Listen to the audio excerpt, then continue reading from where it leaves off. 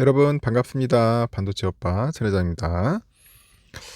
어, 장은 여러분들 아시다시피 끝났죠. 끝났는데 그렇게 뭐 썩 좋진 않았어요. 오늘은 여러분 아시다시피 좀 많이 빠졌습니다. 이제 공매도 효과 과연 오래 갈지 모르겠는데 일단은 코스피는 꺾였고 코스닥도 꺾였습니다. 좀 낙폭을 좀 줄였어도 많이 빠졌어요. 또 많이 빠졌으니까 또 내일은 어떨까? 내일도 만만치 않을 겁니다. 내일도 조금 힘들 수 있다는 거 여러분들 참고하시기 바랍니다. 일단은 지금 공매도로 인해서 많은 변화가 있었어요. 어제는 뭐 떡상, 오늘은 뭐 떡락, 뭐 왔다 갔다 하고 있는데 지금 이런 얘기가 있더라고. 그러니까 뭐 상승 랠리는 하룻밤의 꿈이었나? 응? 하룻밤의 꿈이었나? 그 많던 공매도 잔고는 누가 다 해결했을까? 누가 해결했을까, 여러분? 상당히 궁금하죠. 이 공매도가 전면 금지되면서 급증했던 국내 증시가 하루 만에 이제 반락을 했어요. 반락을 했고, 이제 쇼커버링. 이 쇼커버링 효과는 다 반영됐다. 그런 분석이 나올 정도로 어제 그냥 싸그리 다 끝났던 것 같아요, 그냥. 한국거래소니까 국내 증시에 쌓인 공매도 잔고는 이달 2일 기준 17조 5,260억 원에 달한다고 합니다. 코스피 시장에서 11조 6,622억 원, 코스닥에서 5조 8,638억 원 정도로 집계가 되어 있는 것 같아요. 하여튼 공매도 잔고는 17조 5,260억이다.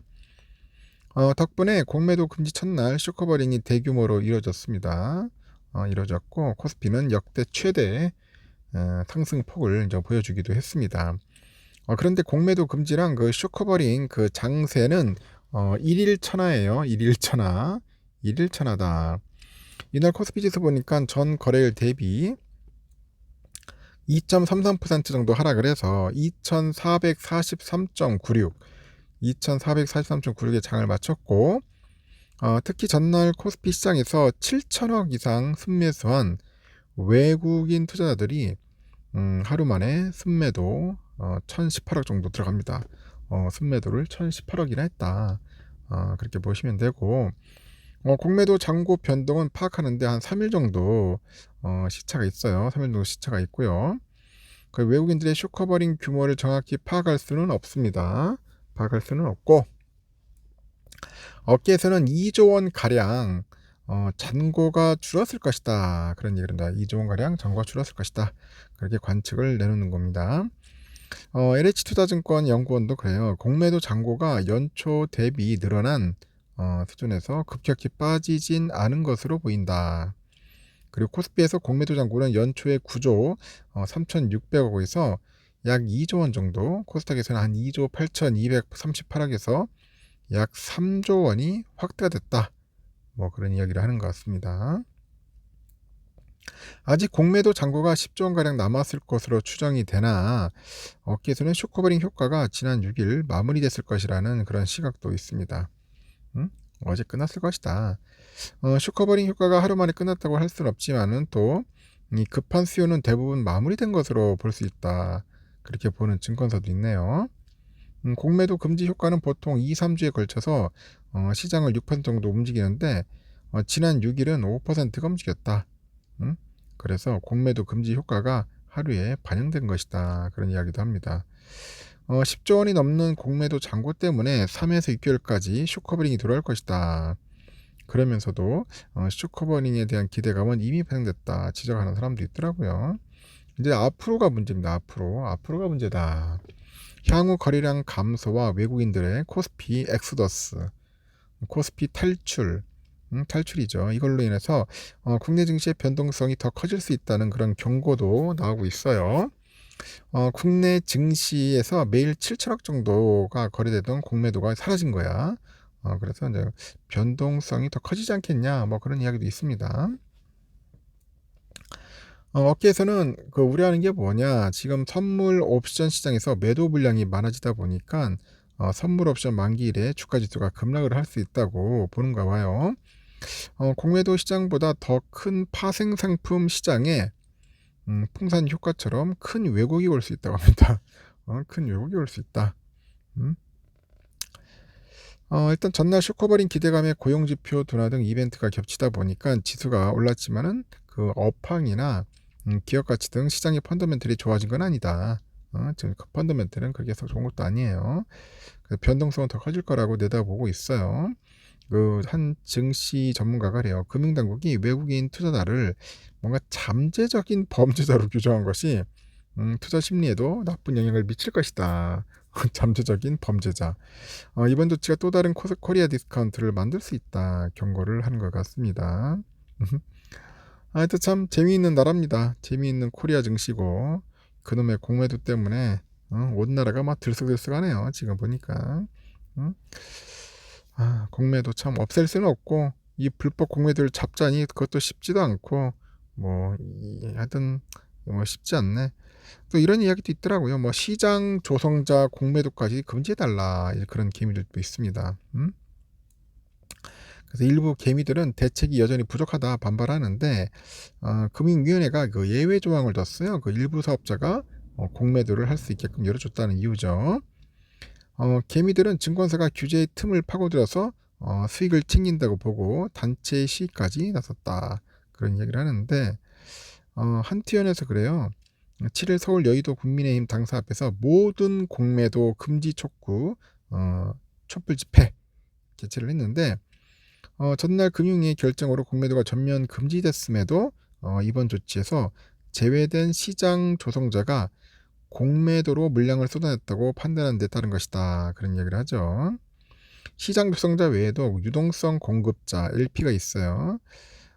그 유동성 공급 호가를 제출하는 경우 한국 거래소가 필요하다고 인정하는 그 매매 거래를 위한 호가 등에 한해서 차입 공매도가 또 허용이 됩니다.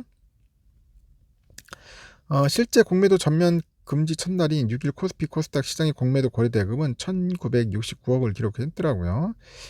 이에 개미들은 시장 조성자를 이날의 공매도 범인으로 지목했는데 사실과는 거리가 있다고 합니다.